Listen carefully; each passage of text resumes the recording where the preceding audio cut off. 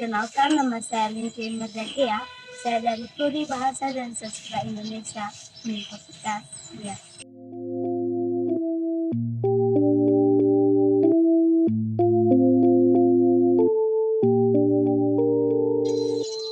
Di sini saya akan menjelaskan tentang wacana. Wacana adalah satuan bahasa terlengkap, tertinggi dan terbesar karena di dalamnya terdapat dan terbentuk oleh unsur huruf, kata, frasa, glosa, serta kalimat. Wacana juga di dalamnya terbentuk oleh kohesi dan koherensi, kepaduan dan kepaduan memiliki awal dan akhir yang jelas.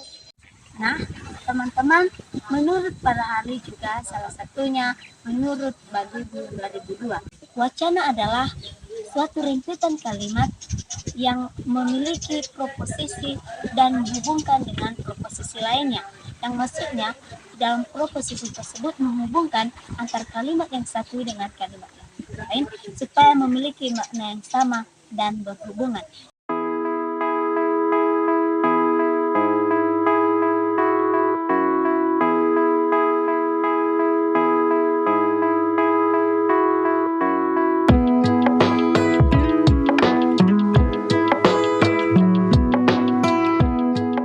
Beberapa jenis wacana. Yang pertama, wacana narasi. Yang kedua, wacana deskripsi. Yang ketiga, wacana argumentasi. Yang keempat, wacana prosedural. Wacana narasi adalah sebuah karangan wacana yang sasaran utamanya adalah tindak tanduk yang dijalin dan dirangkai menjadi sebuah peristiwa yang terjadi dalam suatu kesatuan waktu. Kemudian, wacana deskripsi adalah sebuah wacana yang berbentuk tulisan yang bertalian dengan usaha penulis untuk memberikan perincian-perincian dari objek yang sedang dibicarakan. Selanjutnya, wacana argumentasi. Wacana argumentasi adalah salah satu bentuk wacana yang bertujuan mengubah pikiran atau tindakan orang lain dengan menggunakan bukti-bukti yang dapat diterima akal. Dan yang terakhir adalah wacana prosedural. Wacana ini adalah wacana yang berfungsi untuk memaparkan teknik atau cara melakukan sesuatu dengan sejelas-jelasnya. Nah, teman-teman, ada beberapa fungsi wacana. Yang pertama, fungsi wacana berfungsi sebagai sumber informasi. Mengapa dia disebut sebagai sumber informasi? Karena di dalam wacana itu kita dapat menemukan atau menerima sebuah informasi. Kita juga dapat memberikan informasi kepada pembaca maupun pendengar. Kedua, wacana berfungsi untuk mengungkapkan pikiran dan emosional penulis maupun penutur kepada pendengar ataupun pembaca. Dan selanjutnya, wacana berfungsi sebagai alat komunikasi pembaca antara penulis dengan pembaca, antara penutur dengan pendengar. Ada beberapa ciri-ciri wacana. 1. Berbentuk satuan gramatikal. Kedua, merupakan satuan terbesar dan tertinggi dan terlengkap.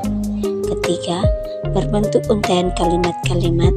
Yang keempat, menggantung hubungan proposisi.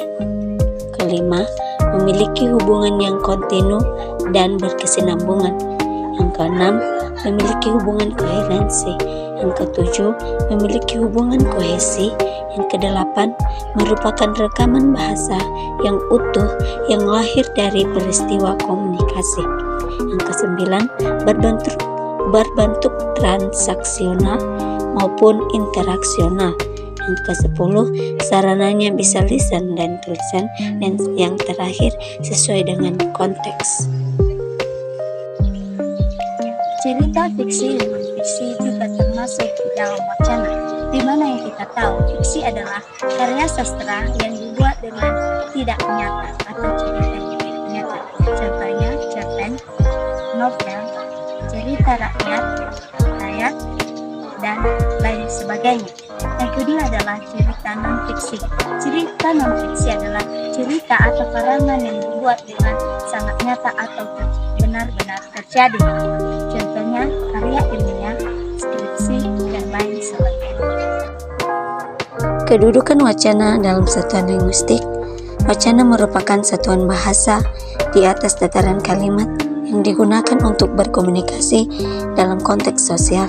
Satuan bahasa itu dapat berupa rangkaian kalimat atau ujaran. Wacana dapat berbentuk lisan atau tulisan dan dapat bersifat transisional dan interaksional. Dalam peristiwa komunikasi secara lisan, dapat dilihat bahwa wacana sebagai proses komunikasi antar penyapa dan pesapa. Sedangkan dalam komunikasi secara tulis, wacana terlihat atas hasil dari pengungkapan ide atau gagasan penyapa. Disiplin ilmu yang mempelajari wacana disebut dengan analisis wacana. Analisis wacana merupakan suatu kajian yang meneliti atau menganalisis bahasa yang digunakan secara alamiah, baik dalam bentuk tulis maupun lisan.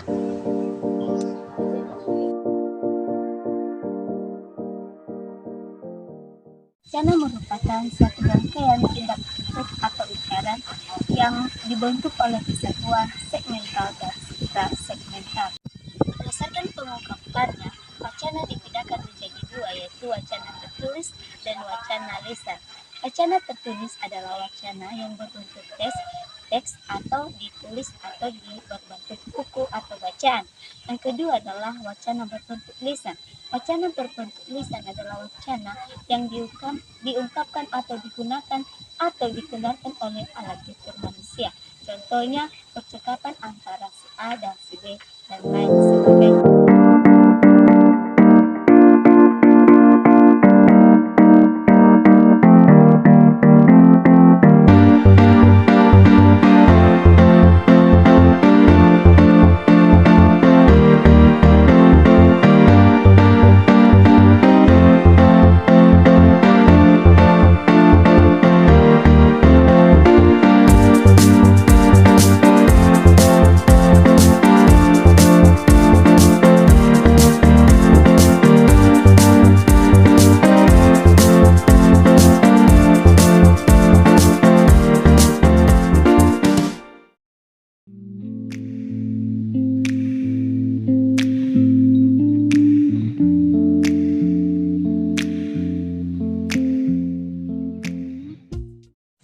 Nah, teman-teman, demikian saja penjelasan saya mengenai wacana.